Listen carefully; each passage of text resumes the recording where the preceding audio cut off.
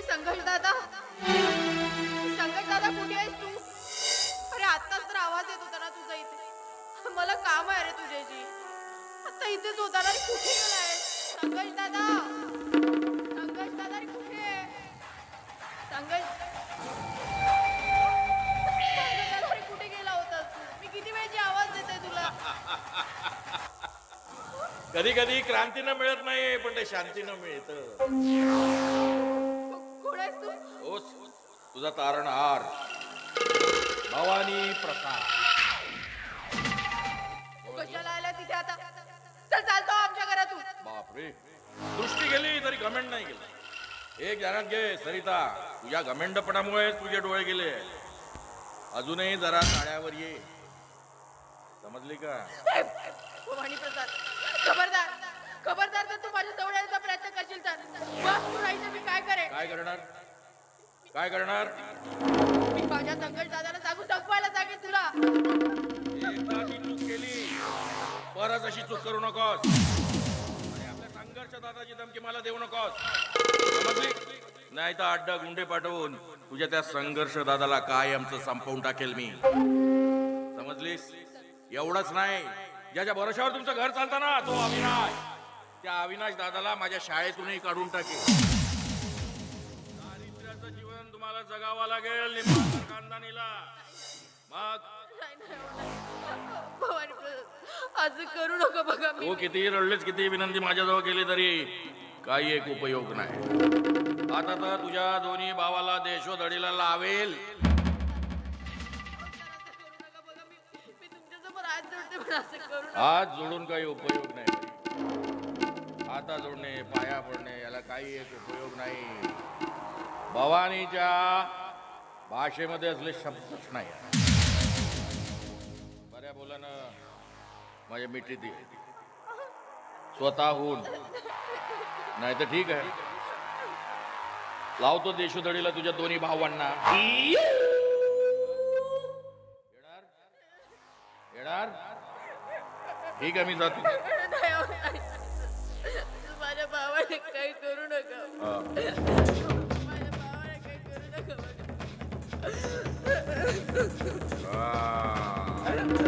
क्या बात.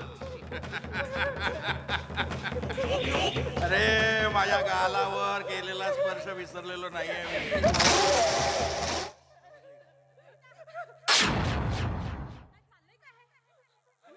बाहेर जायचं होतं म्हणून मदत करत होतो. हो पण सर, ही बाहेर आलीच कशाला? काय काय चला आतमध्ये. अगं चला कशाला बाहेर आली ती? जाऊ दे, लहान आहे ती. असो, आपल्या दोघांमध्ये ती चर्चा कशाला? खरं म्हणजे गुड न्यूज द्यायला. Good news? हा? अहो कसली? अहो, तालुका सचिव पदावर तुमची नियुक्ती केली,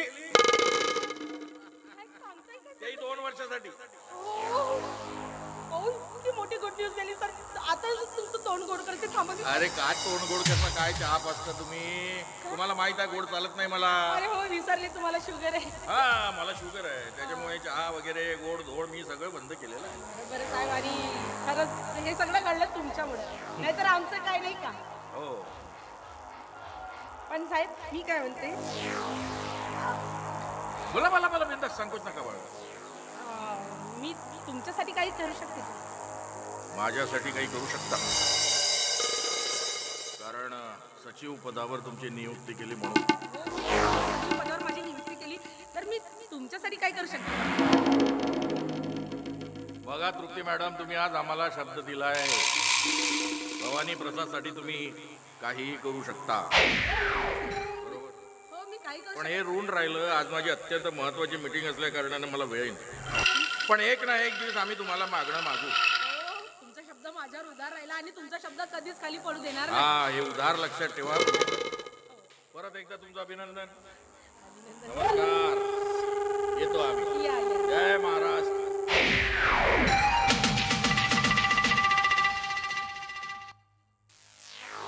इतकी मोठी गुड न्यूज दिली तेव्हा परमेश्वरा, अरे सगळं काही अगदी माझ्या मनासारखं घडवून आणलं. चला या, आता काय करावं आणि काय नाही असंच झालंय मला. माझी नियुक्ती झाली. अरे काय झालं काय नेमकं? आता काय सांगू अरे तुला कसं सांगू माझ्या तोंडाचे शब्द सुद्धा निघत नाही. अरे मी आमदारकी पदासाठी मी आता उभी होणार आहे आणि सरांनी मला तसा शब्द सुद्धा दिलेला आहे. हो आज सचिव पदासाठी माझी नियुक्ती झाली आहे. ताई अभिनंदन अभिनंदन अभिनंदन ताई. पण ताई काय रे एक मात्र विसरू नकोस. अगं तू राजकारणामध्ये जरी उंच भरारी घेतली असतीस ना तरी तुझ्या वैभवाचं सिंहासन कसं डगमगत चाललेलं आहे. हे बघ झालं रे माझं वैभव माझं सगळं माझं सर्वस्व माझा नवरा आहे आणि मला कुणाशी काही देणं घेणं नाही. हे बघ तू आमच्या घरामध्ये ढवळाढवळ करू नको म्हणजे झालं. अगं ताई ताई अगं ताई तू स्वतःचा विनाश स्वतःच्या डोळ्यांनी बघणार आहेस बरं. तुला काय म्हणायचं काय तुला तू समजून कुठं घेत अरे आहेस पण तू स्पष्ट काय ते बोल ना. अगं ताई भाऊजी बँकेतून कर्ज काढून त्या सरिताचं ऑपरेशन करणार आहेत म्हणते. ऑपरेशन ऑपरेशन काय रे पण हे तुला सांगितलं कोणी. मी ते सांगत आहे. अगं आताच मी भाऊजीला एकासोबत फोनवर बोलताना बघितलंय की ते बँकेतून कर्ज काढून सरिताचं ऑपरेशन करणार आहेत म्हणते. सरिताचं ऑपरेशन. ताई ताई भाऊजीचं सर्व लक्ष त्या सरिताकडे आहे आणि आणि तुझ्याकडे दुर्लक्ष. ताई त्यांच्या फेकलेल्या तुकड्यावर तुला जगावं लागेल. तेव्हा तेव्हा तेव्हा वेळीच सावध हो आणि वेळीच लगामावर ताई. बरोबर आहे बरोबर बोललाय तुला. अरे मला आता लगाम आवरावीच लागेल. बरोबर आहे का नाही? अगं ताई तू साधी आवडीची साडी जरी मागितलीस ना तरी तरी भाऊजी तुझ्यावर ओरडतात आणि आणि तिच्या कर्जाकडे जर ऑपरेशन करणार आहे. अरे साधी साडी घेऊन मागितली तर त्यांच्याकडे पैसे नसतात आणि त्यासाठीच ऑपरेशन करायला निघाले. नाही मी तिचं ऑपरेशन होऊ देणार नाही म्हणजे नाही. अगं ताई तू राजकारणामध्ये खूप उंच भरारी घेतली आहेस. साधं ग्रामपंचायतचं इलेक्शन जर लढलेस ना तरी तुला लाखो रुपये लागले. तुला तर मोठं इलेक्शन लढायचं आहे. खूप सारे पैसे लागणार की नाही ताई. अगदी बरोबर बोलतो. अरे राजकारणात घुसायचं म्हणजे खूप सारा पैसा लागतो.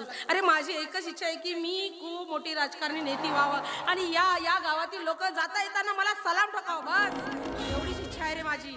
अरे पण ह्या सगळ्या कामासाठी तर खूप पैशाची गरज पण पडेल आपल्याला. तेच तुला सांगतोय भाऊजीच्या पगारातला पैसा इतर कुठेही जाणार नाही याची काळजी घ्यायला हवी तुला. अगदी बरोबर बोलतो. जा जा जा तू कामाला लाग. तुझा भाऊ आहे ना अजून तू अजिबात आता अजिबात काळजी कर. अरे इतकं का बोलतोयस तू. अजिबात त्या सटवीचं ऑपरेशन होऊ देणार नाही. पण त्या सटवीला या घराच्या बाहेर कसं हाकलते ते बघा तर.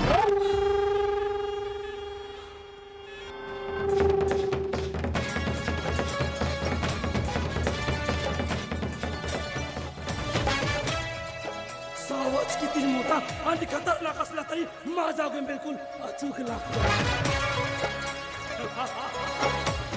सरिताबाई आता तुझी काही खरी घट नाही. आली सरिताबाई तुझी बाडी आली.